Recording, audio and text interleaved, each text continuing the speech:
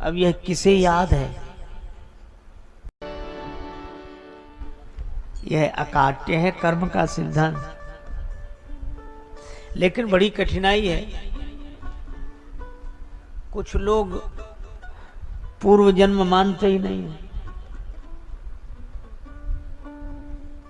अच्छा, उनसे कहो कि नहीं भाई हम तो मानते हैं पूर्व जन्म, तो तुरंत पूछते हैं कि बताओ तुम पिछले जन्म में कौन थे? अब यह किसे याद है? और जिस किसी को याद भी कभी कभी रहता है तो कुछ वर्ष तक, और हमें तो लगता है कि भगवान की बड़ी कृपा है, अच्छा है कि याद नहीं है। नहीं तो इस जन्म की याद ही इतना परेशान किए है, और पिछले जन्म की और याद होती। तो लोग पूछते हैं कि बताओ पिछले जन्म में तुम कौन थे? भैया हमें याद नहीं। याद नहीं तो तुम थे ही नहीं। बड़ी समस्या। एक गुरुजी का शिष्य बड़ा चतुर, उसने कहा गुरुजी इनसे हमसे बात कराओ। वह गया, क्या पूछ रहे थे गुरुजी से? ये पूछ रहे थे कि पूर्व जन्म मानते हो? उन्होंने कहा हाँ। तो हमने कहा बताओ तुम पूर्व जन्म में कौन थे? तो ये बता नहीं पाए। वो बोला कि हम बताते हैं। तो कहा तुम बताओ तुम पिछले जन्म में कौन थे? तो सीधे ही बोला कि हम तुम्हारे बाप थे। और जो उसने कहा कि हम तुम्हारे बाप थे तो बड़ा क्रोध आया उसे, बहुत जोर से, और कहने लगा कि नहीं नहीं तुम हमारे बाप नहीं थे। तो बोले फिर? तो क्रोध में तो था ही। तो बोला कि हम तुम्हारे बाप थे। वो आदमी बोला कोई बात नहीं, तुम ही बने रहो, थे यही तो सिद्ध करना था, उसमें क्या हार गए। तो भाई यह जन्म में किए हुए कर्म का फल ही प्रारब्ध बनता है। हमारे गुरुदेव कहा करते थे, क्रियमाण मिट जब अहम मिट, संचित मिट जब ज्ञान, भोगे से प्रारब्ध मिट, वेद भेद यह ज्ञान। अहंकार मिटने पर जो क्रियमाण कर्म जो हम कर रहे हैं वह मिट जाते हैं, उनका फल नहीं होता। भुंजे हुए बीज की तरह उगते नहीं हैं, बोने पर भी नहीं उगते, करने पर भी फल नहीं मिलता। और संचित कर्म ज्ञान हो गया, ना हम करता, तो कर्म किसके? मेरे नहीं। संचित मिट जब ज्ञान, पर प्रारब्ध तो निर्मित हो गया, यह भोगने से ही मिटता है। एक बाण चल चुका है, एक बाण धनुष पर चढ़ा है, एक बाण तूणीर में है, तो तूणीर के बाण से बचा जा सकता है। धनुष पर चढ़े हुए बाण को उतार सकते हैं, लेकिन जो चल चुका है उससे नहीं बचा जा सकता है। वही प्रारब्ध है।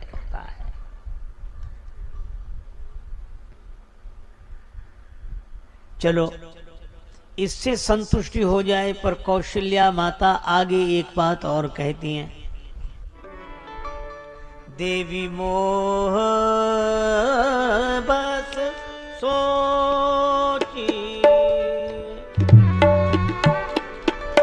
बाती, देवी मोह बस सोची,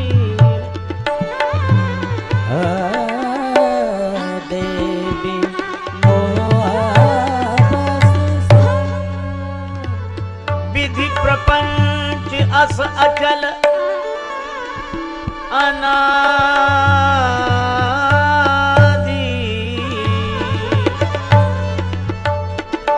अचल अनादि, अनादि, देवी मोह बस सो, मोह बस सो, मोह बस सो।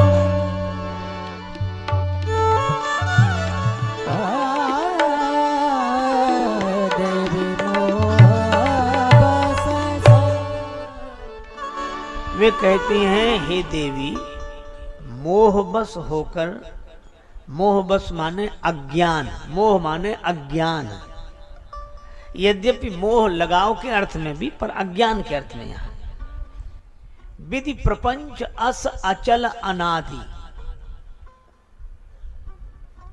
यह प्रपंच है। और प्रपंच उसी को कहते हैं जो समझ में ना आवे।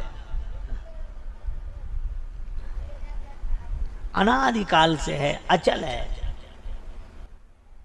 अच्छा, आप ऐसे सोचो कि अगर प्रत्येक प्राणी को उसके प्रारब्ध के अनुसार ही फल, जन्म, जीवन मिलता है,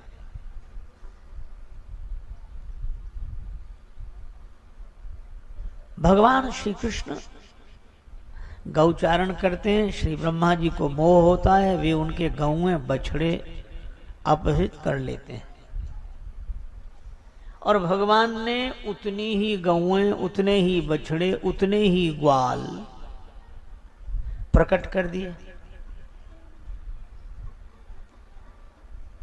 अच्छा, अब ये सोचो इनका कौन सा प्रारब्ध रहा? जन्म भी नहीं, सीधे ग्वाल ऐसे प्रकट हुए कि गौएं चराते हुए, गौएं चरती हुई, बछड़े चरते हुए।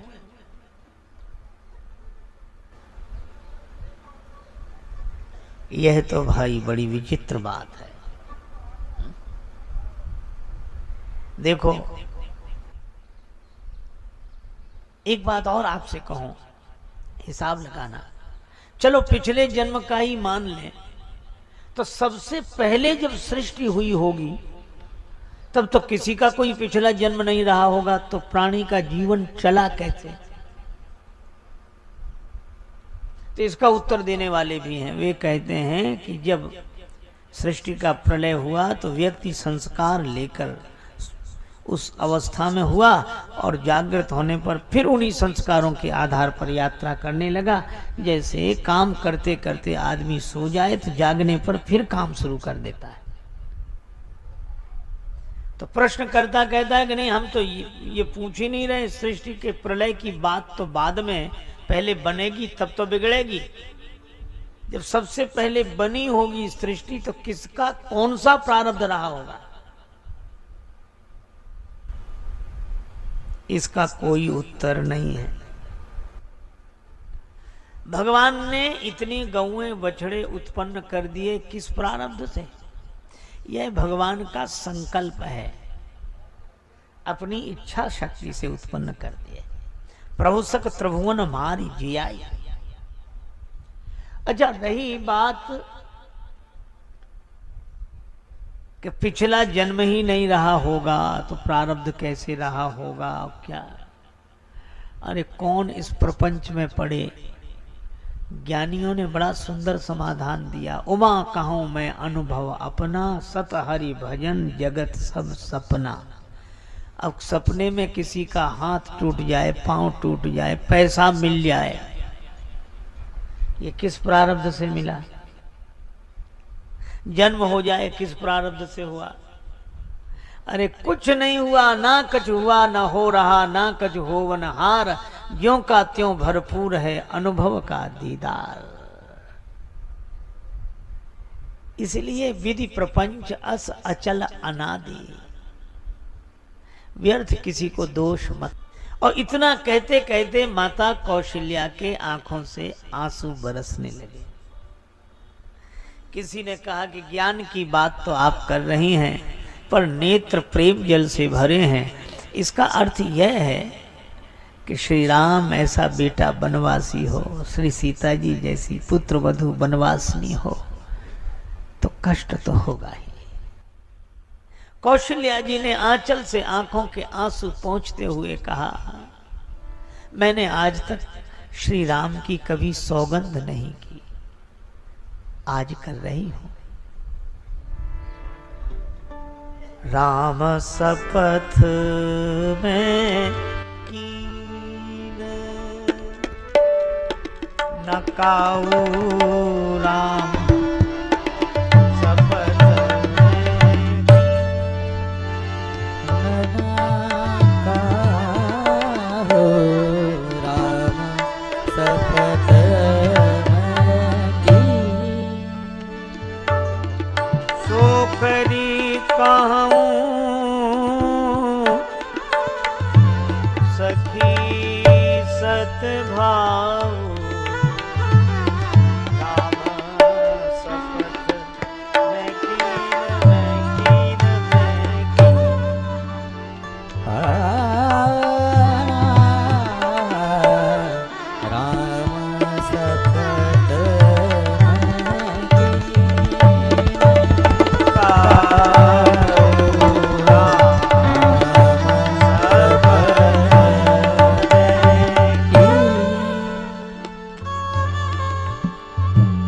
राम जी की सौगंध मैंने आज तक नहीं की,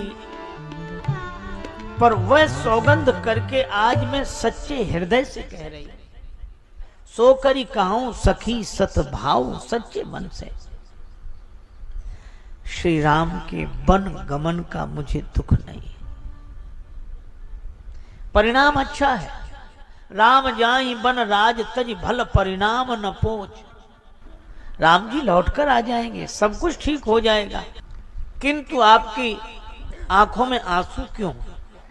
कौशल्या जी कहती हैं, गहवरी ही कहे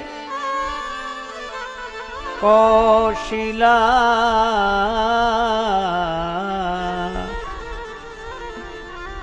मोहि भरत कर सोच। मुझे भरत की चिंता है। मोरे सोच भरत कर भारी।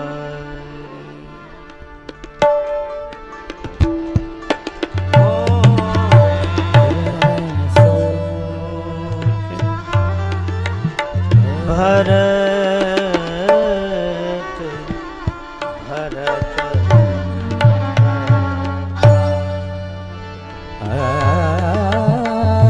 मोरे सोच भरत कर भारी।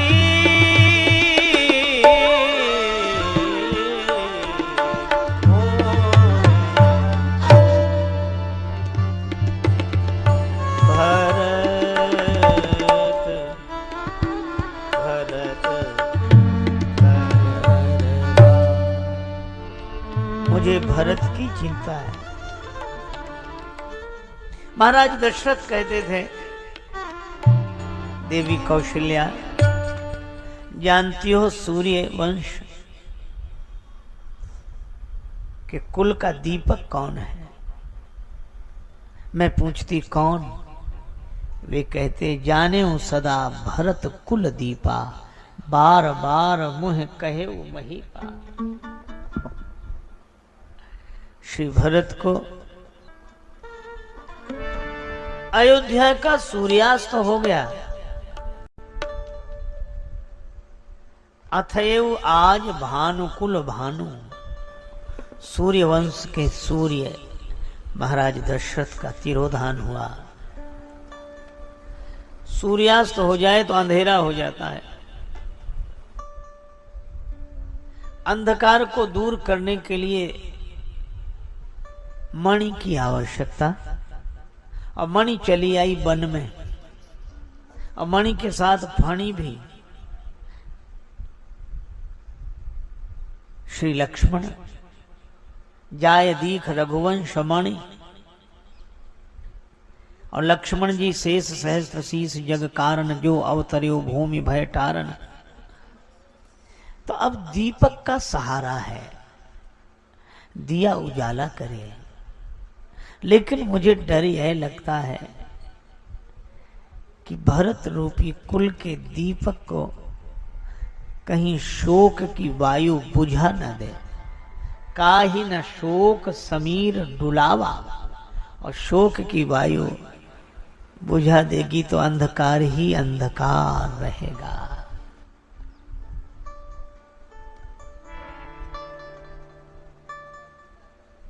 इसलिए महाराज विदेह राज से आप यह कह दें, पंचायत ऐसी हो जाए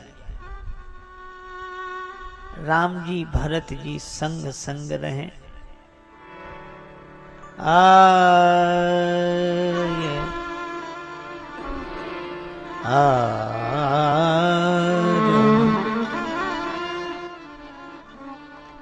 अगर ऐसा नहीं हुआ, गूढ़ स्नेह भरत मन माही, रहनीक मोही लागत नाही।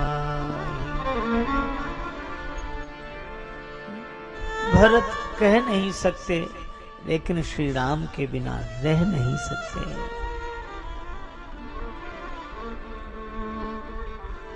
सुनैना जी के लोचन सजल हो गए, पर ग्लानि में गलने लगी माता कैकेयी। गरई गलानी कुटिल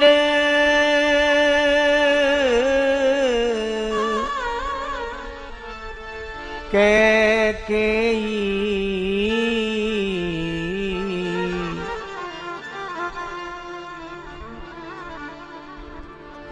गरई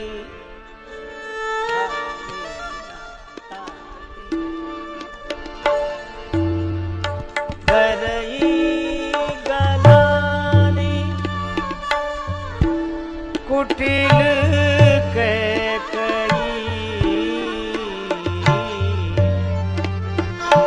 गरई गलानी कुटिल कैकेयी, गरई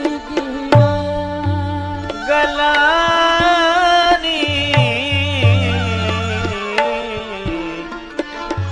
गरई गलानी, गरई गलानी, गरई गलानी। कुटिल कैकेयी, गरई गलानी। कैकेयी माता सोचती है धरती फट जाए या विधाता मुझे मृत्यु दे दे।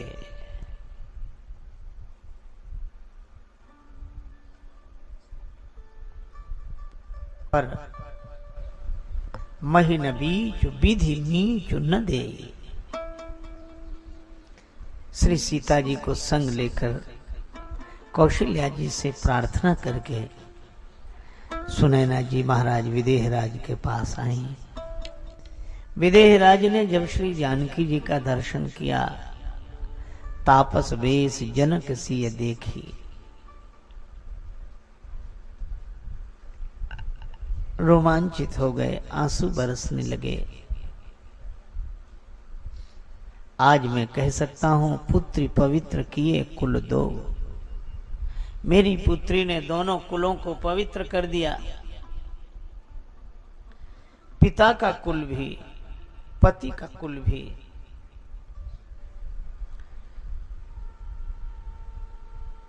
पर विदेहराज यही सोचते हैं, बेटी को विदा करते समय सब कुछ दिया, पर यह कासाय वस्त्र देना भूल गया,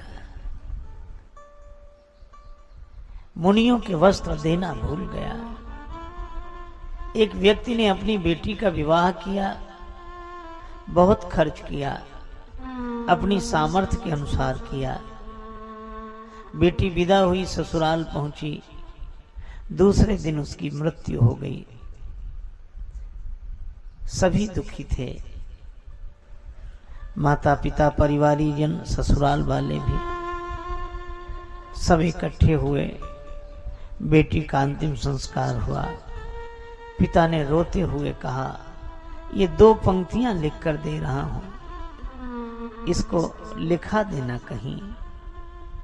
पिता ने कहा, दिया जो कुछ भी दे सकता था, मैं इस उम्मीदे नाम मुरादी में कफन देना ही भूला था, फकत सामान्य शादी में। सब कुछ दिया, यही देना भूल गया था। विदेहराज सोचते हैं, बेटी को सब कुछ दिया, पर बनवासनी बनाने की वेशभूषा नहीं दे सका। श्री सीता जी ने सोचा यहाँ रात्रि रुकना ठीक नहीं, यहाँ रहव रजनी भल नाही।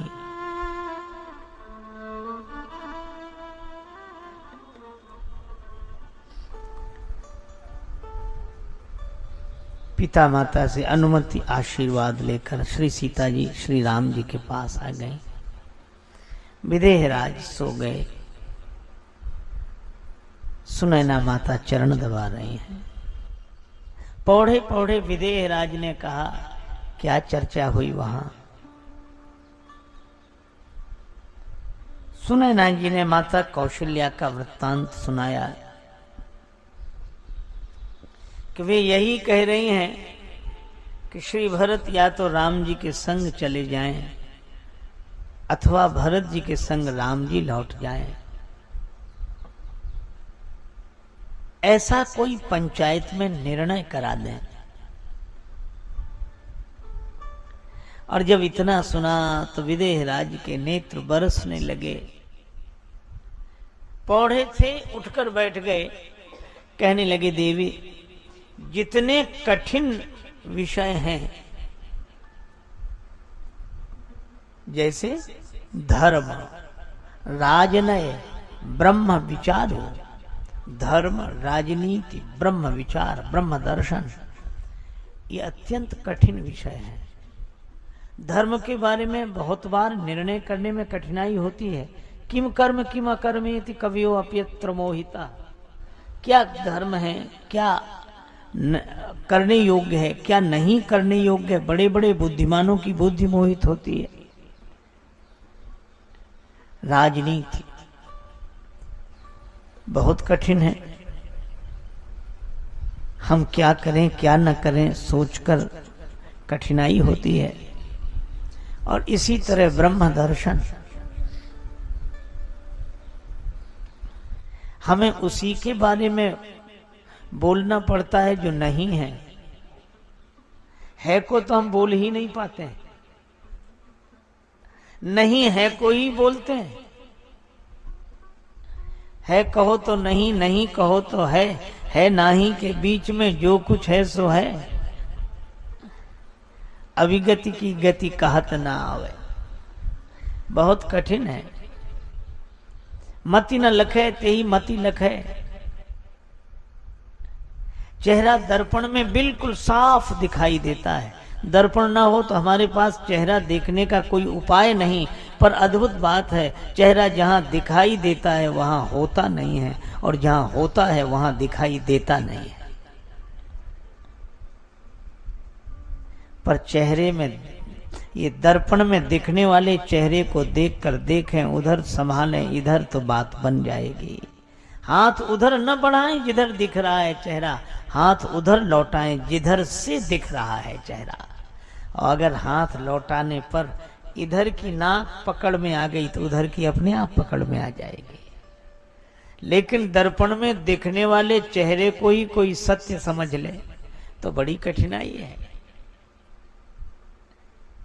एक अध्यापक थे, बेचारे तुतलाते थे और उनके साथ बड़ी कठिनाई। वो विद्यार्थियों से कहते थे पढ़ो, पढ़ो को बोलते पढ़ो पढ़ो, और का पढ़ाते तो कहते पढ़ो ता। तो सभी विद्यार्थी कहते ता, तो कहते ता नहीं ता नहीं ता। तो सभी कहते ता, तो कहते तुप ता। तो लोग बच्चे बेचारे फिर कहें ता, तो डांट कर कहते तौआ का ता। तो सभी कहते तौआ का ता।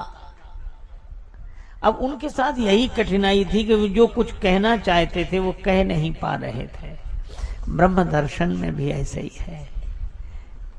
व्यक्ति जो कहना चाहता है कह नहीं पाता। का कहिए कहते न बने, कछु जो कहिए कहते ही लजाइए।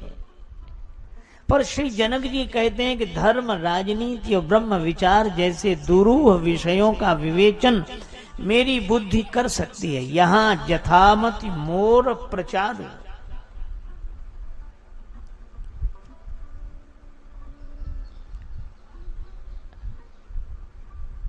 अच्छा, तो आप कहना क्या चाहते हैं? जनक जी ने कहा कि इन विषयों का विवेचन करने वाली मेरी बुद्धि भी भरत जी की महिमा का वर्णन नहीं कर सकती। वर्णन करने की कौन कहे, छाया भी नहीं छू सकती। कहे का छुअ सकत न छाही। अच्छा देखो, छाया को पकड़ा ना जा सके पर छुआ तो जा सकता है कि ये रही, पर श्री जनक जी कहते हैं छू नहीं सकते। क्यों? शरीर की परछाई तो आप छू सकते हैं, लेकिन क्या आपने कभी परछाई की परछाई देखी? और श्री भरत व्यक्ति नहीं, परछाई है। किसकी? मन थिर करहु देव डर नाही, भरत ही जान राम परिछाई। भरत जी राम जी की परछाई है, छाया है। तो परछाई की छाया कैसे छुई जा सकती है? लेकिन हाँ, भरत जी की कथा कोई कह सके तो फल बड़ा सुंदर है।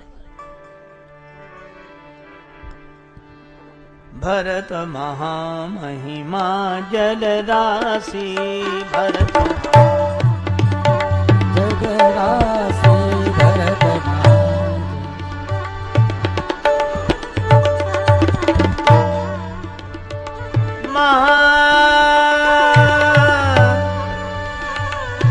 महिमा जल राशि भरत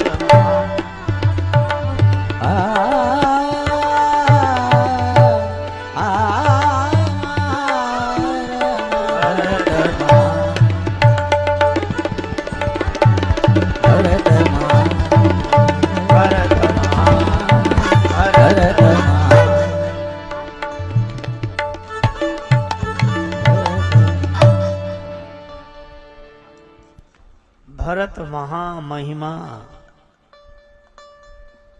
भरत जी की महान महिमा का वर्णन नहीं किया जा सकता, लेकिन भरत जी की कथा कोई सुन ले तो भरत कथा भवबंध विमोचन।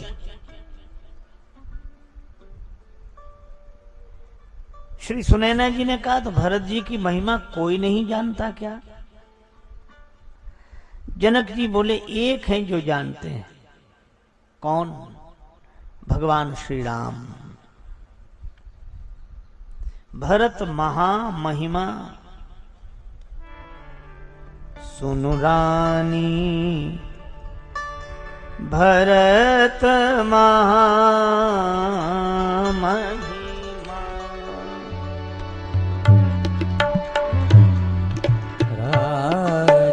भरत महामहिमा,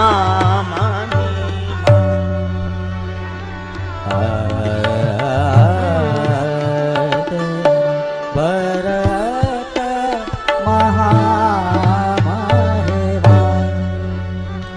सुन रानी,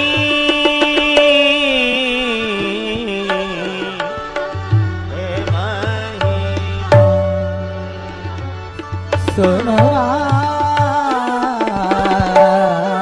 भरत महामहिमा सुन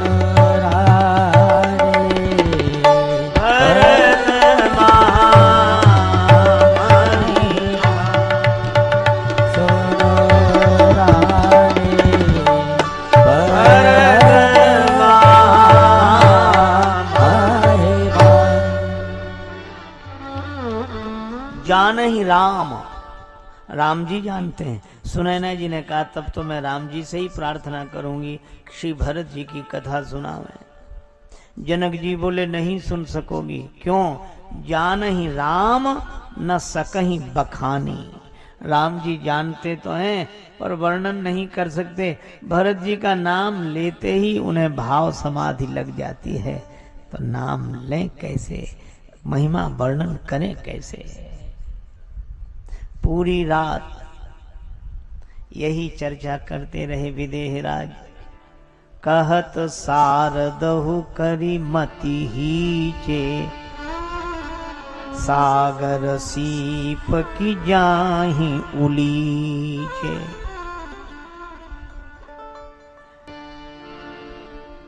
इधर तो ये जागते रहे और उधर अहो अहो इस शिलाखंड पर बैठा कौन तपोधन, एकटक रहा निहार गगन को करता अश्रु विसर्जन। और इस शिलाखंड पर बैठे हुए तरुण तपस्वी श्री भरत हैं। चित्रकूट के उस शांत वातावरण में सब सो रहे हैं, राम जी के भरोसे सो रहे हैं। सोवे सुख तुलसी भरोसे एक राम के, काहू के बल भजन है काहू के आचार, व्यास भरोसे कुंवर के सोवत पांव पसार। सब सो रहे हैं लेकिन दो जाग रहे हैं और दोनों राम जी के अनुज हैं, श्री लक्ष्मण और श्री भरत। लक्ष्मण जी राम जी के चिंतन में जाग रहे हैं और भरत जी राम जी की चिंता में जाग रहे हैं। लक्ष्मण जी सजग विलोचन हैं, सेवा में लगे हुए हैं। श्री भरत सजल विलोचन हैं। भरत जी को एक ही चिंता है, के ही विधि हो ये राम अभिषेकु, के ही विधि हो ये राम अभिषेकु, के ही विधि हो ये राम। राम राम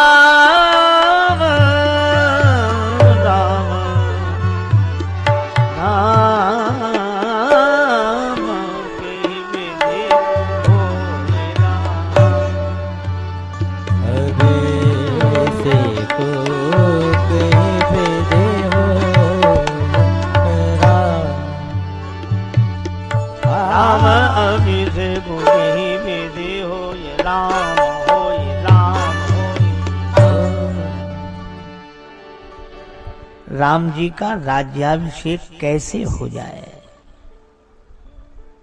समाज को राम राज्य मिले, ऐसी चिंता तो संत के मन में ही होती है। आंसू बरस रहे हैं, आकाश की ओर देखते हैं, आकाश की नीलिमा देखकर नीलांबुज श्यामल श्री राम याद आ जाते हैं। राम जी का अभिषेक कैसे हो, राज्याभिषेक कैसे हो, अयोध्या की प्रजा को राम राजा के रूप में कैसे मिले। मुझे कोई उपाय नहीं सूझ रहा है। क्या मेरे राम अयोध्या लौट चले? कोई उपाय है? एक उपाय तो है, उपाय समझ में आया। मातु कहे बहु रही रघुराऊ, मातु कहे बहु रघुराई।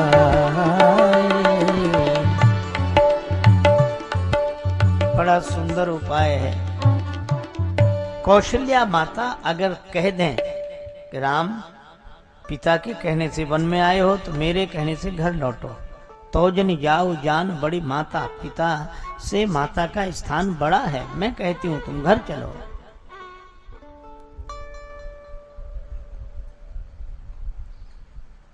बड़े प्रसन्न हुए श्री भरत। मां कौशल्या के चरणों में प्रणाम करूंगा, प्रार्थना करूंगा, वे अवश्य राम जी से कहेंगी राम जी अयोध्या लौट जाएंगे। पर यह प्रसन्नता थोड़ी देर की ही रही, फिर उदास हो गए। श्री राम नहीं लौटेंगे।